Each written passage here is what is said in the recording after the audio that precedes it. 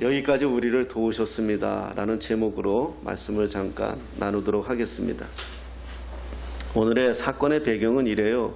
7장 2절에 보면 괴가 기랏 여아림에 들어간 날부터 20년 동안 있은지라 오래 있은지라 이스라엘 온 족속이 여호와를 사모하니라 이렇게 시작합니다.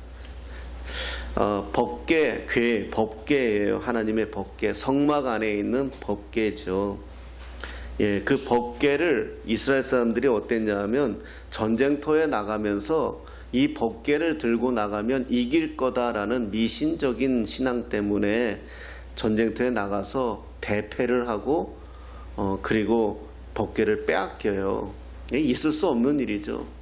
오히려 법궤를 지켜야 될 사람들이 법궤를 가지고 나가서 그것을 싸움의 승리의 조건으로 삼았다.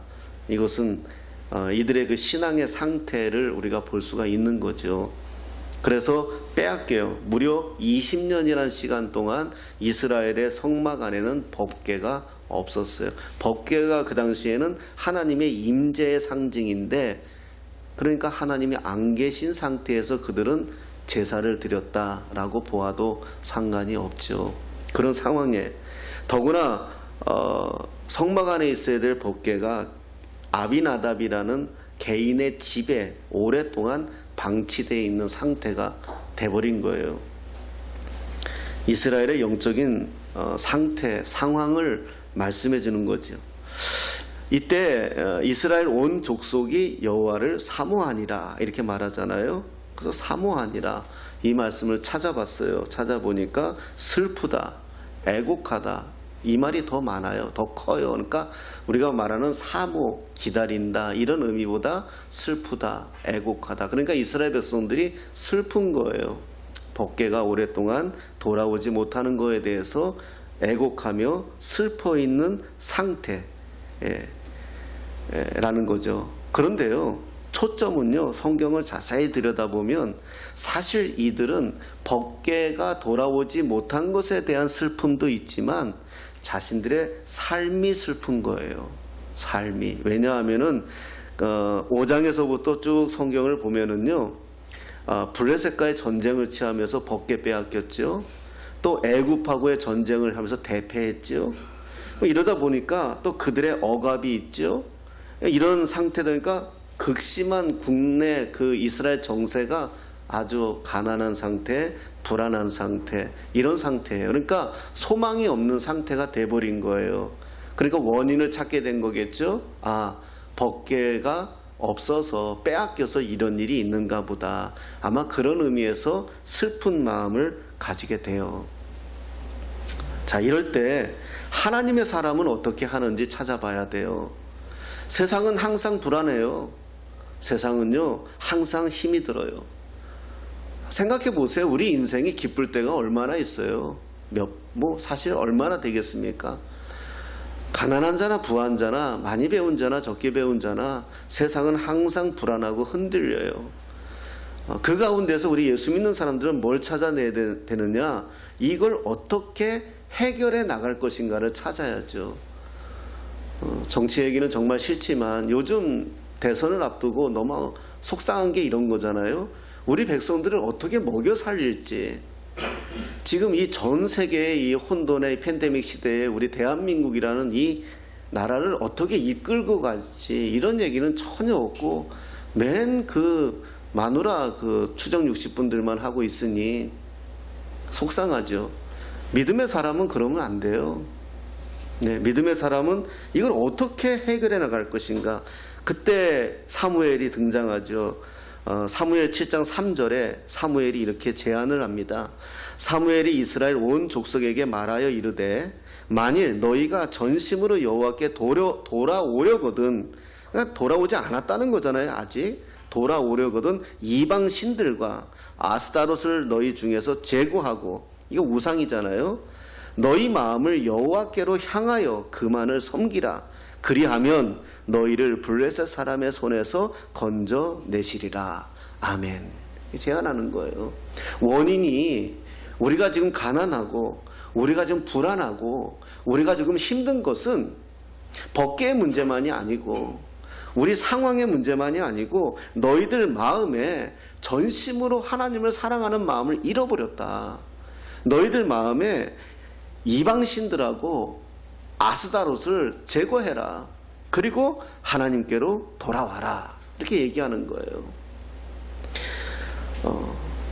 제거하라. 이건 완전히 여기서 분리해라. 그죠? 근데 이 제거하라는 말도 또 추정 60번을 또 해봤어요. 제거하라는 말은 신약에서 가까운 말은 회개하라는 말과 비슷해요. 그러니까 회개하라는 거예요. 여러분, 우리 예수 믿는 사람이 살다 보면 실패할 때 있어요. 살다 보면 어려운 경험할 때 있어요. 그럴 때는 뭐 원망하고 네가 잘했니 내가 잘했니 이것보다 그냥 회개하는 거예요. 하나님 다 제 탓입니다. 캐톨릭에서 과거에 그런 운동을 했는데 저는 그거 참 좋았어요. 다 제 탓입니다. 우리는 좀 내 탓으로 좀 못하죠. 저도 그래요. 그런데 그냥 제 탓입니다. 예. 회개하라는 거예요.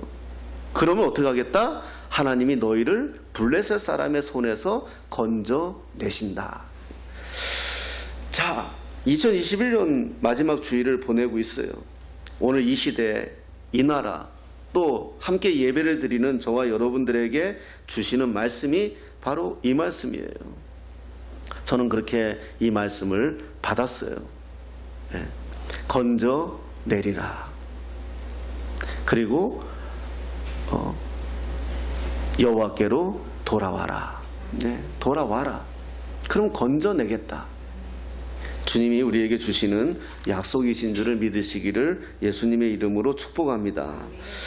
자, 그동안 번영에 우리가 젖어 살았어요. 지금 이 땅은 대한민국, 조선, 대한제국, 아니 삼국시대, 아니 그 고조선, 그 이상 가운데에서 가장 번영하는 시기가 지금 우리 이 시기예요.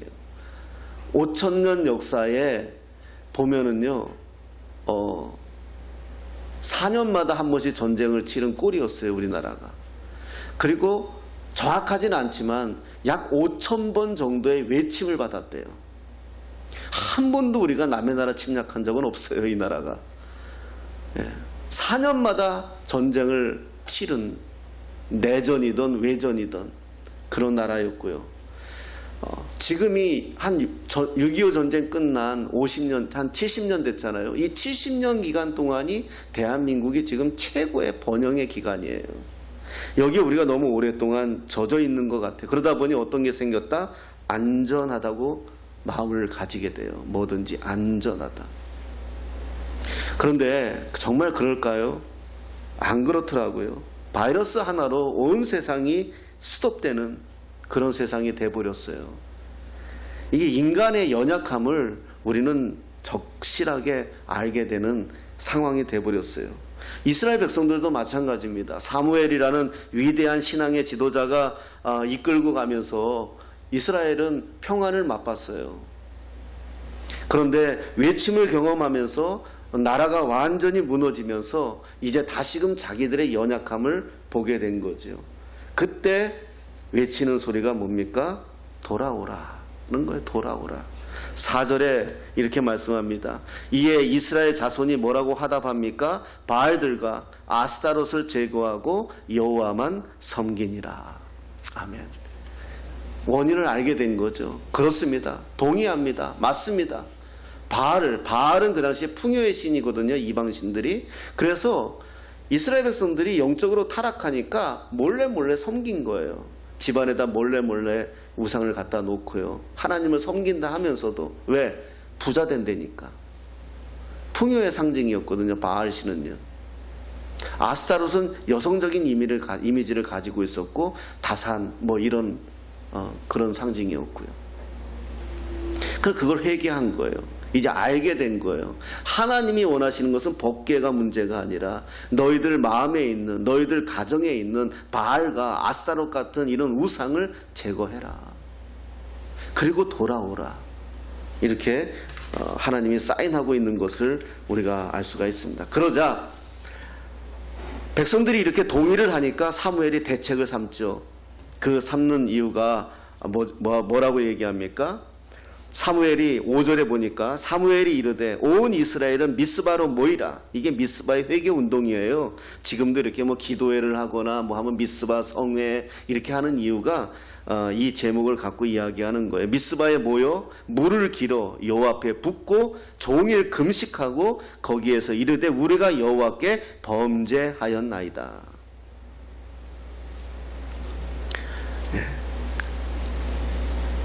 내가 너희를 위하여 여호와께 기도하리라.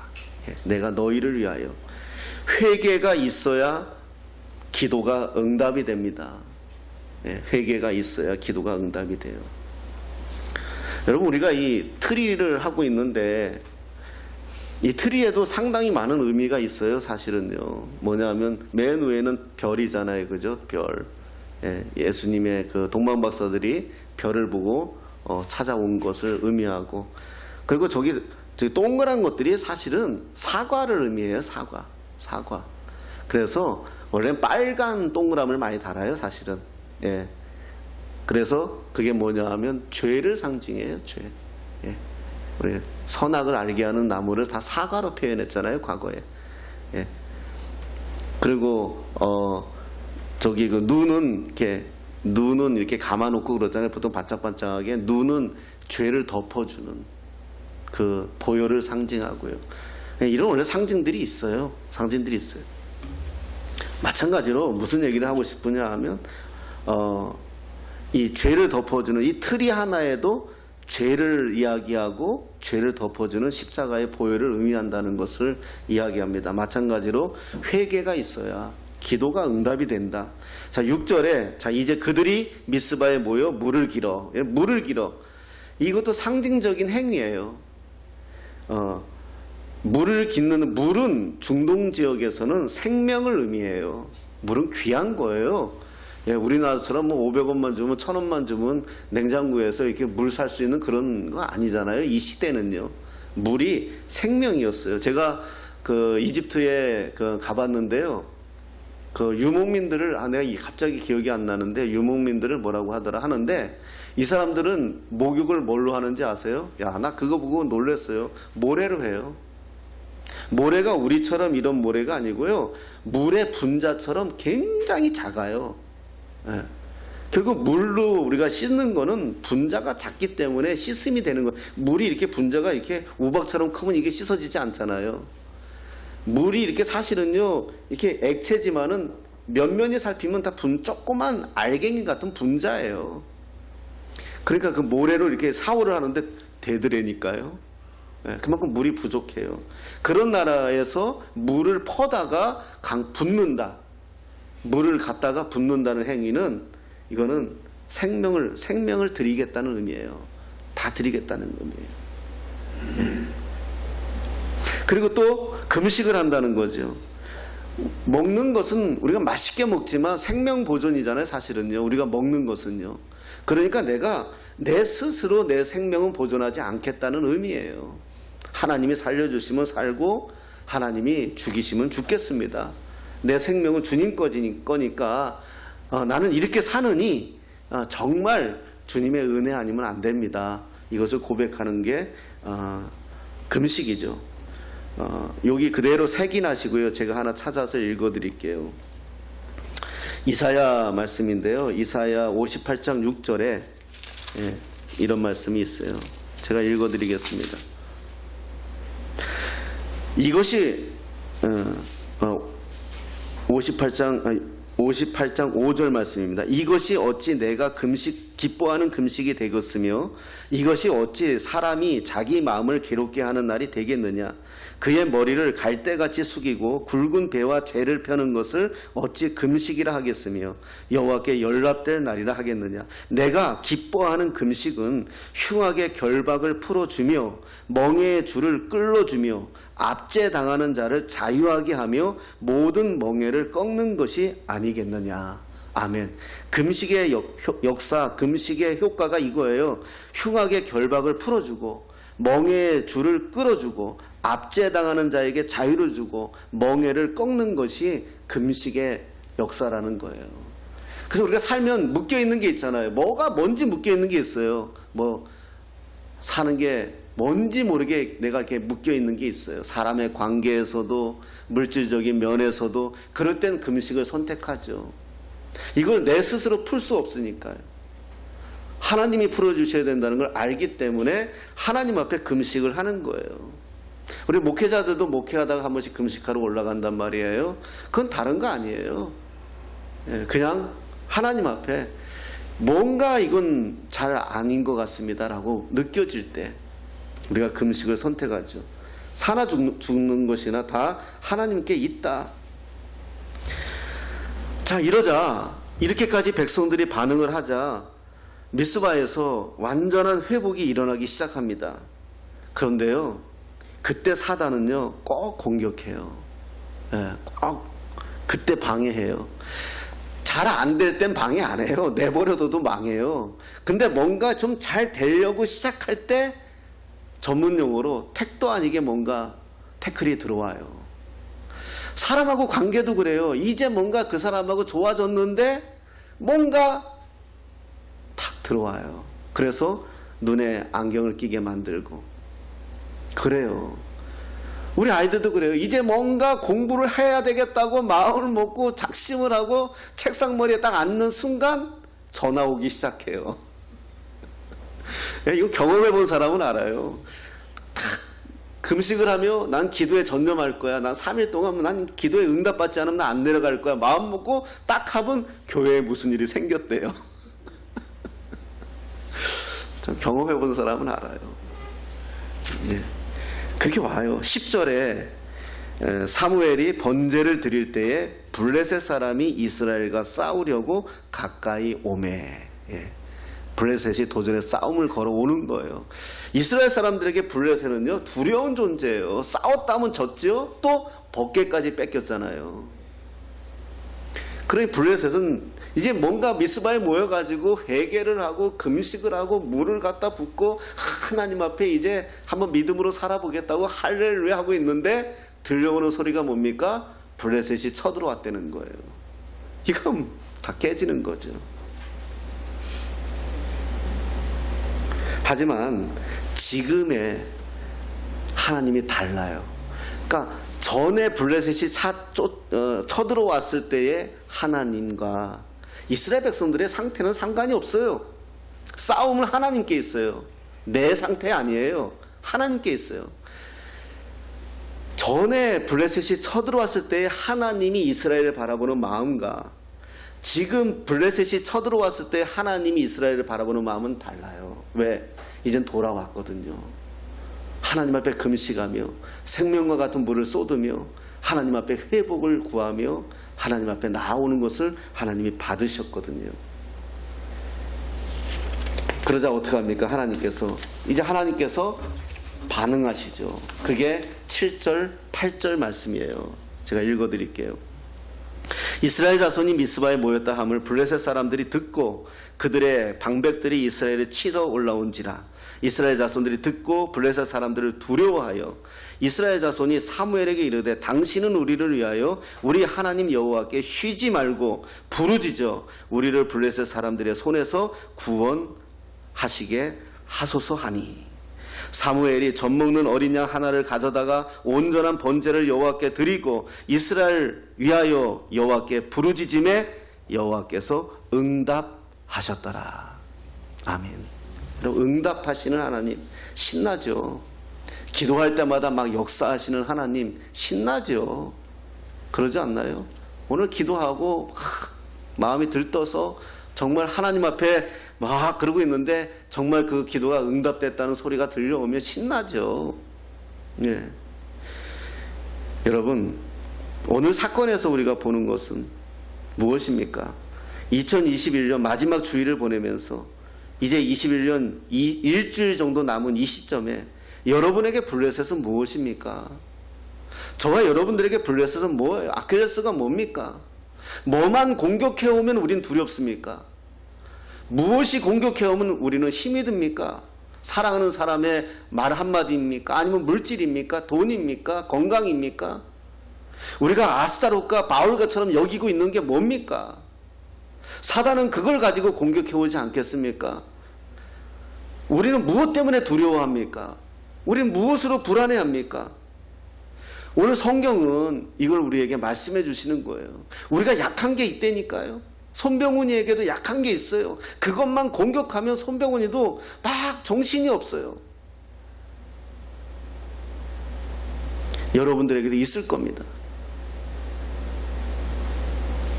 어떻게 이걸 이겨낼 수 있느냐? 하나님의 마음이라는 것밖에 없어요. 우리 상태 아닙니다. 하나님의 마음이에요. 그래요. 나는 부족하고요. 나는 연약하고요. 나는 실패해 있어도 하나님만 붙들어 주시면 된다라는 믿음이 우리에게 있으면 능히 이기는 싸움이라니까요. 그런데 내 마음이 그게 안 되니까 하나님이 도와주실까? 하나님이 나를 기억하실까? 이거 사단이 주는 마음이에요. 때로는 금식하면서라도, 때로는 물을 부으면서까지라도, 때로는 내 생명을 드린다는 믿음으로까지라도 주님 앞에 나아가시면 9절에 여호와께 부르짖음에 부르짖어. 여러분, 짖는다는 표현은요 동물에게 쓰는 말이에요. 사람에게 쓰는 말 아니에요. 외친다고 해야죠. 소리친다고 해야죠. 그런데 짖은다는 표현, 부르짖는다고 표현은 동물처럼 부르짖는 거예요. 배고픈 어린아이, 어린 강아지가 엄마 보고 밥 달라고 깽깽거리는 소리와 똑같은 거예요. 그때 하나님이 어떻게 하신다? 역사하죠. 드디어 하나님이 역사하십니다. 블레셋 사람들을 어떻게 합니까? 10절에 보니까 사무엘이 번제를 드릴 때, 이게 중요해요. 이스라엘 백성들이 나가서 싸우는 게 중요한 게 아니에요. 지금 같으면 편대를 만들고 조직을 만들고 탱크 부대를 동원하고 이렇게 하죠. 이게 먼저 아니에요. 제발 이게 먼저 아니에요. 언제 역사가 일어났냐 하면요, 10절에 잘 보세요. 10절에 사무엘이 번제를 드릴 때에, 예배가 먼저예요. 하나님 찾는 게 먼저예요. 여기서 우리가 많이 실패하거든요. 기도 많이 해놓고선 하나님의 역사를 탁 하려고 할 때 그 자세를 잃어버려요. 번제를 드릴 때에 블레셋 사람이 어떤 일이 벌어졌어요? 이스라엘과 싸우려고 가까이 오자 그날의 여호와께서 블레셋 사람에게 큰 우려를 발하여, 큰 천둥 소리와 그냥 번개 소리가 그냥 발하니까 이들이 어지럽게 하니까 그들이 이스라엘 앞에서 패한지라. 이스라엘 한 거 아무것도 없어요. 이스라엘 백성이 뭐 한 거 아무것도 없어요. 그냥 하나님이 그냥 번개치고 천둥치고 우레하고 그냥, 그러니까 블레셋 사람들이 그냥 쫄아서 도망간 거예요.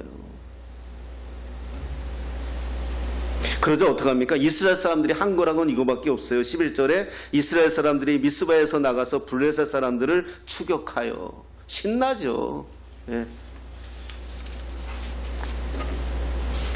그러자 오늘 본문입니다. 12절 13절에 그 사건을 경험한 사무엘이 기념하기 위해서 돌을 가져다가 미스바와 센 사이에 세우고 뭐라고 고백합니까? 여호와께서 여기까지 우리를 도우셨다. 그 이름을 에벤 에센이라 하니라. 도우시는 하나님을 기억하라. 예, 도우시는 하나님. 도움의 돌, 이런 의미이기도 합니다. 하나님의 도움을 경험하면은요, 하나님의 도움 받는 것이 신나요. 하나님의 도움을 경험하지 못하면은 자꾸 자기 식대로 믿으려고 하죠. 하나님의 도움을 받는 것을 잘 다 경험을 하게 돼요. 우리가 좀 더 예민하게 잘 살펴보면 오늘의 기도한 내용이, 나는 잊어버렸지만 하나님은 기억하세요. 어느 날 뒤돌아보니까 되어져 있고요. 전혀 움직일 것 같지 않던 남편도, 전혀 움직일 것 같지 않은 아내도, 또 원수와 같았던 사람도 먼저 자기가 손을 내미는 그런 걸 경험하기도 하고요. 우리가 경험을 한다는 거예요. 여러분, 어제 우리가 성탄절을 보냈습니다. 진정한 성탄절의 의미는 평화죠. 어제도 설교 시간에 말씀드렸지만 정말 이 땅에 하나님이 오신다는 것은 상상할 수 없는 일이고 전 세계 어떤 종교도 신이 찾아오셨다는 이야기는 없어요. 우리의 모양으로, 모습으로. 우리에게 와서 찾아오신 이유는 뭡니까? 평화죠. 여러분 평화하십니까? 여러분 안에, 우리 안에 정말 그리스도의 평강이 있나요? 조금만 하면 분노하고 어지럽고 부기력하고 좌충우돌하고 우리 마음이 그렇지 않나요? 그럼 아직 주님이 오신 게 아니에요. 주님이 우리 안에 계시면 상황이 중요한 것이 아니라 내 안에 계신 분으로 인하여 내가 평화를 누려요. 그냥 그거 하나는 제가 좀 주의 은혜 가운데 되고 있는 것 같아요. 상황이 두렵지 않아요. 상황이 내가 떡 한 조각을 먹더라도 잠언에 그런 말씀이 있지 않습니까? 떡 한 조각을 먹더라도 내가 행복한 게 낫지. 육선이 가득한 맛있는 고기와 채소가 가득한 떡 벌어진 상차림을 가지고도 부모 자식 간의 원수가 되면 아무 필요 없지 않습니까? 평화요. 사랑하는 여러분, 다시 이제 21년도를 보내시면서 이 세 가지를 기억했으면 좋겠습니다. 하나님이 도우십니다. 하나님이 도우십니다. 하나님이 끝까지 도우십니다. 끝까지 도우십니다. 세 번째는 하나님이 영원히 도우십니다. 결국은 도우십니다. 우리는 하나님의 도움으로 지금까지 살았고요. 여기까지 왔고요. 또 새해에도 여전히 에베네셀의 하나님과 동행할 것입니다. 살다가 지칠 때가 있을 거고 실패할 때가 있을 거고 무너질 때가 있을 것입니다. 그럴 때 기억하십시오. 사무엘상 7장을 기억하시면서 미스바에 모여 하나님 앞에 기도할 때에 하나님이 그 이스라엘 백성들의 가장 강력한 두려운 적인 블레셋을 하나님께서 물리친 것처럼 오늘 내 삶에도 나의 블레셋과 같은 것들에게도 하나님께서 우레를 바라시어서 천둥을 바라시어서 스스로 물러가게 하시는 역사가 반드시 있다는 사실을 믿으시고 끝까지 승리하시는 저와 여러분 되시기를 예수님의 이름으로 축복합니다.